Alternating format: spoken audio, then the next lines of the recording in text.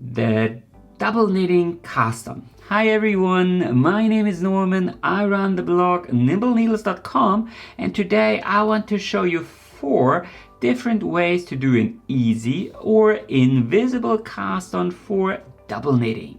Double knitting is a wonderful colorwork technique that creates a fully reversible fabric and allows you to leave the restraints of stranded knitting behind. It's actually fairly easy to knit, but the initial setup row can be a bit tricky. So, if you have been struggling with getting started with double knitting, then this video was made for you because I will show you 4 different ways to do a double knitting cast on. I'll start with a super invisible version. Then I'll show you this smart alternating longtail cast on that creates a really firm edge. Then a super simple alternative for beginners. And last but certainly not least, a version you can use for knitting 2 at a time. I wanted to show you these 4 versions side by side and in one video because I feel the reason why so many beginners are confused is that they think there's just this one way to cast on double knitting, and then they read different tutorials and everyone does it differently. So of course that might leave you wondering, what's the right way, this way or this way? Well, there is no right or wrong way. Each and every method has their own pros and cons, and I hope I will be able to show you the differences in this video so you can pick the version that is right for you and your project. Before I start, please give my video a thumbs up right now to support my work, leave a nice comment, or even subscribe to my channel.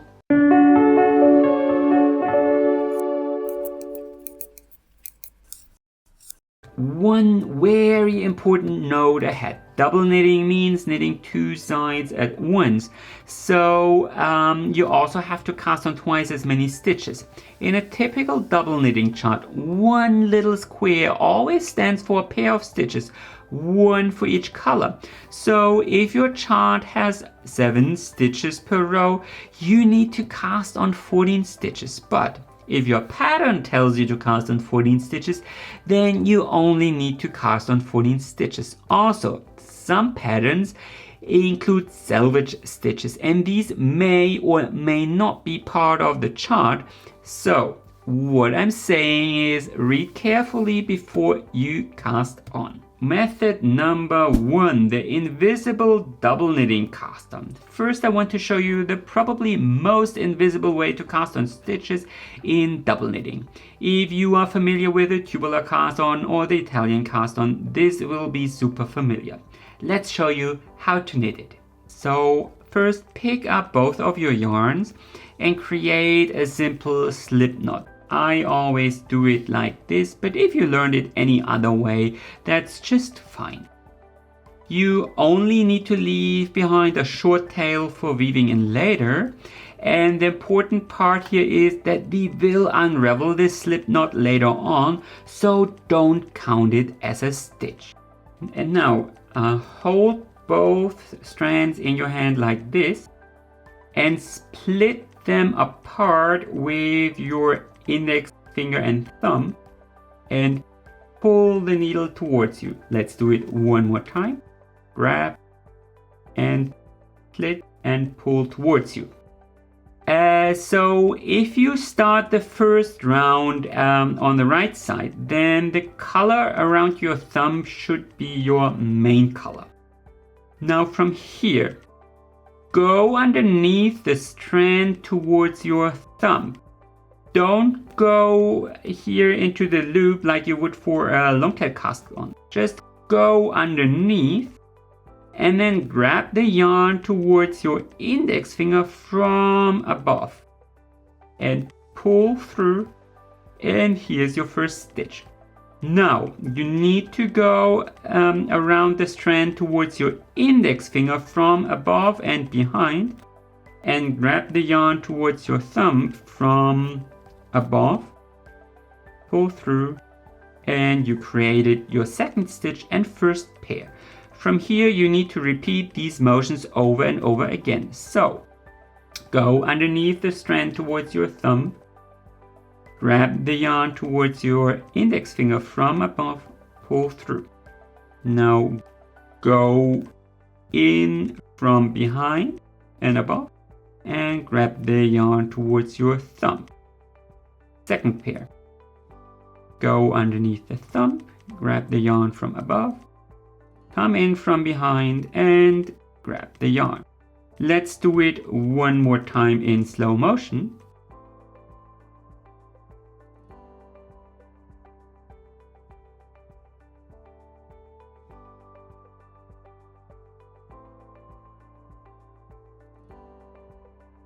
It's a sort of weaving motion, and once you understand the way you need to wrap things around, it will be super simple and actually quite fast. Now I finished casting on all stitches and I'm ready to start double knitting. Make sure that you end with a pair. So this is the slip knot here, and I started with a teal colored yarn and I ended with a purple stitch. Always cast on pairs. And now comes the tricky part. Turn your work around counterclockwise like this and tension both yarns. If you don't do this and turn around clockwise, then you will unravel that first stitch. So instead, tension, keep a nice tension, turn around counterclock. And now comes the second tricky part. You might see that this stitch here is mounted the wrong way. It's coming from the left instead of the right. So as you knit that very first stitch, you need to knit it through the back loop. You need to knit it through the back loop. And then you can continue knitting the regular way. So bring the yarn to the front and purl one stitch, bring the yarn to the back, and this one is mounted. So all knit stitches in this first row will be mounted the wrong way. So you need to untwist them by knitting them through the back loop. You can purl the pearls the regular way, but the knits need to be knit through the back loop. And here at the end of the row, as you come across the slip knot, you simply need to drop it off the needle and let it unravel. Don't knit it because it will be rather visible and this will be secure. Now, if you're feeling frustrated and you can't make it work, make sure to keep on watching because there are 3 more much easier cast on techniques waiting for you. Also, remember that you can click on the settings button here to play this video at half the speed. This makes it much easier to knit along, plus I will sound like drunk. And once you knit across a couple of rows, the edge will look like this. It's super neat and invisible. Plus it is super stretchy. And this can be a pro or a con depending on your project. If you are knitting a hat or some reversible mittens, this will be fantastic. For a scarf, maybe less so because it tends to flare out a bit here at the bottom, and that might not be what you want. Method number 2, the 2-colored longtail cast on. The second version I want to show you is quite a bit easier to knit. It creates a much firmer 2-colored edge.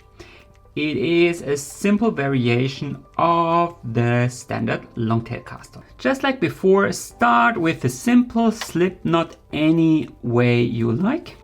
Again, don't count this slip knot, we will unravel it later on and leave a short tail for weaving in later.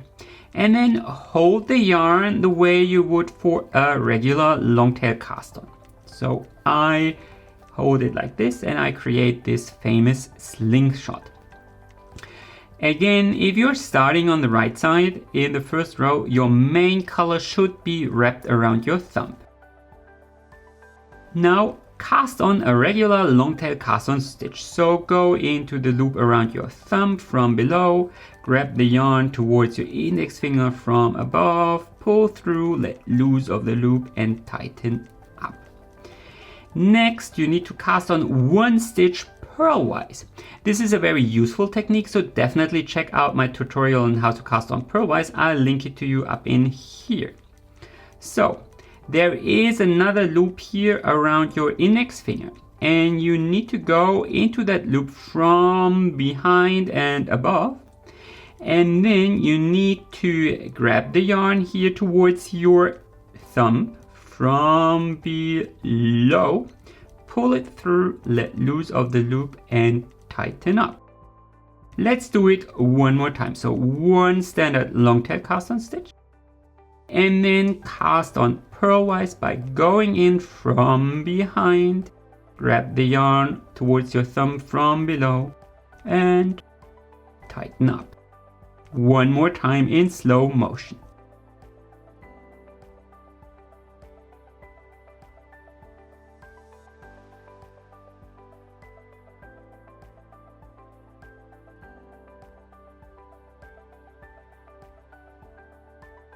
Now, why are we casting on the second stitch purlwise? Well, if you think about it, then you purl every second stitch in double knitting. So of course, for a tidy edge, you have to cast on pairs of knit and purl stitches as well. And once you cast on the desired number of stitches, you can simply turn your work around and start double knitting. The first row is just normal double knitting, nothing special. Just remember to unravel the slip knot here at the end of the edge. Don't knit it.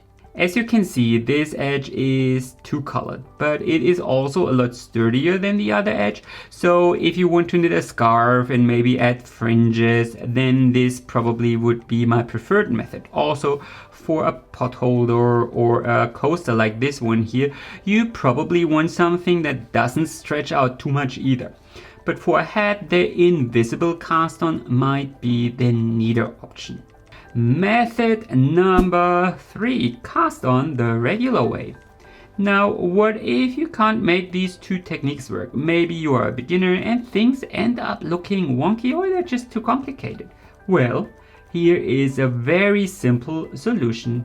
Start by casting on as many stitches as you require with any technique you like. So I did a long tail cast on here, but you could also use a knitted cast on or whatever technique you prefer. And then simply join in the second color as you start the first row, like this, or any other method you prefer to join in a second color. And then simply start double knitting.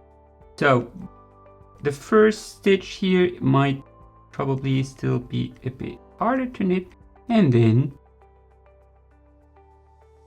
use the regular double knitting technique to knit that first round and continue double knitting the way your pattern tells you.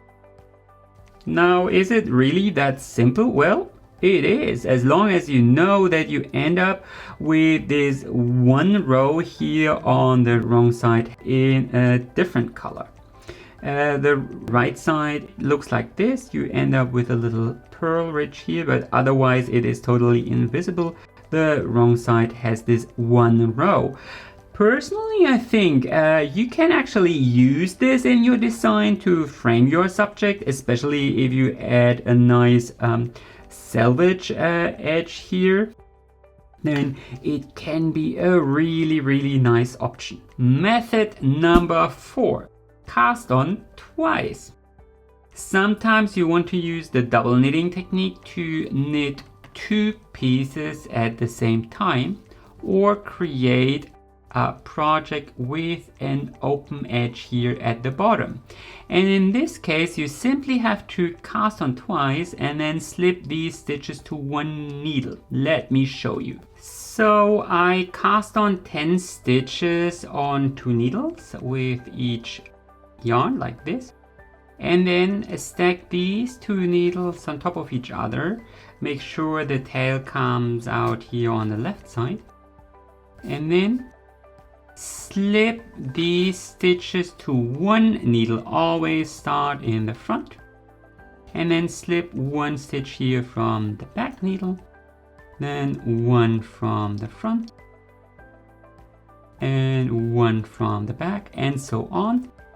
Make sure that you don't accidentally slip one color twice. And once you slipped all stitches to one needle, you can simply turn the work around and start double knitting. I'm not going to show you here because my next video will be all about it. Just one little detail: if you want to use this technique to knit two pieces at the same time, then obviously you shouldn't twist the stitches here at the beginning and the end of your row. Online you will find quite a lot of other methods to cast on for two at a time. However, I actually feel this is both the easiest and the neatest version, because some others they do it on one needle and often you end up stretching out those stitches way too much. So casting on twice and slipping is actually the neatest option in my opinion. And one more thing, like I said, you can also use this technique to create something that has an open edge here at the bottom, at least if you skip the color work. And then this can be an easy solution for creating a tubular object without knitting in around. So imagine this is a little egg cozy here, or knit it bigger and create a two-colored tea kettle cozy. It could be a really fun project. So here are all four techniques I showed you side by side one more time. And like I said in the beginning of this video, all four of them are valid techniques. It just depends on the project you want to knit, and also maybe a bit on your individual skill level. And one last thing, I've been showing you these techniques using a cotton yarn, but you probably don't want to use cotton yarn for double knitting. If you stretch things out, you can see the other layer peeking through, and that's probably not what you want. Pick something that is slightly fuzzy instead. Anyway, that's everything you need to know about the double knitting cast on. Please give me a big thumbs up if you enjoyed watching, comment with your questions and your feedback, and of course consider subscribing to my channel in case you don't want to miss any new videos. Happy knitting and enjoy the rest of your day.